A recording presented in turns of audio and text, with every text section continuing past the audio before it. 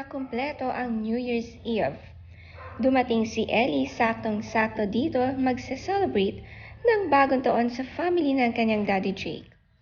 Pupunta nga sana si Jake sa Siargao upang makipag-celebrate kina Andy.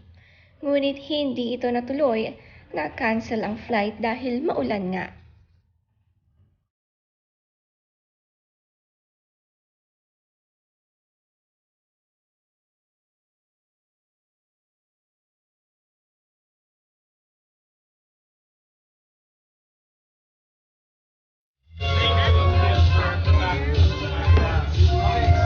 I'm gonna kill you.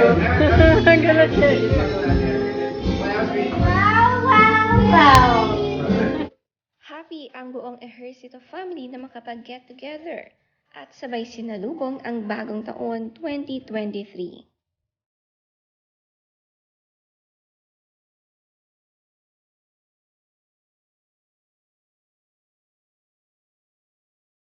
Si Jacob Ejercito isinama sa celebration ang kanyang girlfriend na si Cassie Banks. First time niyang magsama ng lovers sa kanilang reunion.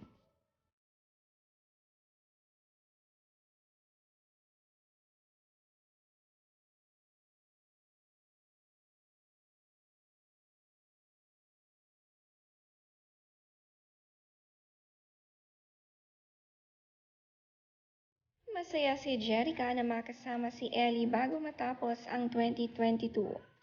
Dahil nitong Pasko ay hiwalay ang celebrations nila. Sanay na nga si Ellie magparit-parito mula Siargao at Manila.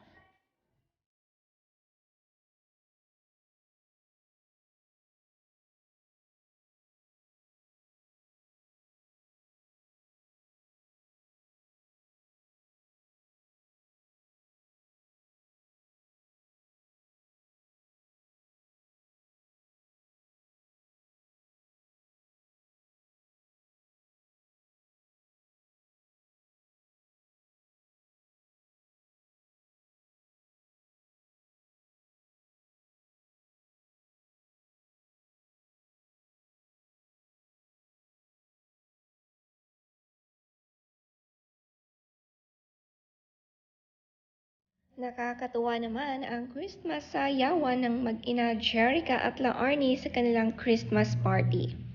Nag-practice nga sila at talagang pinaghandaan ang dance number na ito.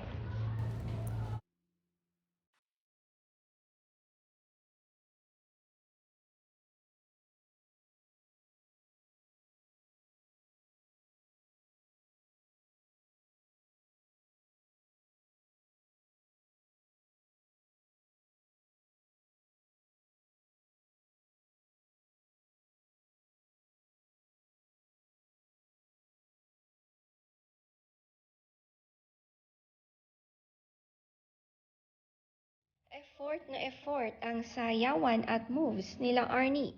Kahit sa edad niya na ito, ay batang galawan pa rin.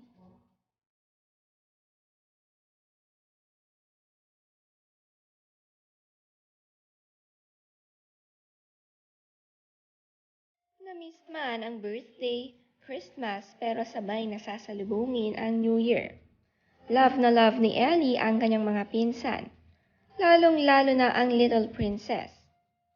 Kamukhang kamukha ni Ellie ang bunso ni Jerica.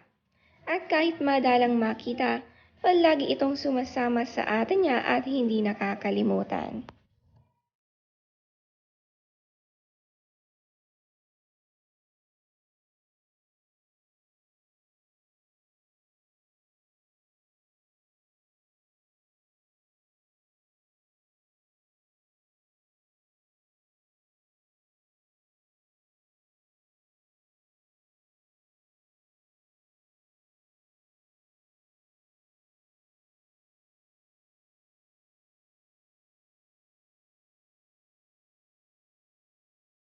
Ito ang kuha nila last handaan ng birthday ni Ellie. Siyempre ang kinain ng paboritong ramen noodles ni Ellie. Ito nga ang treat ni Jake sa anak bago inihatid sa Siargao nakaraang buwan.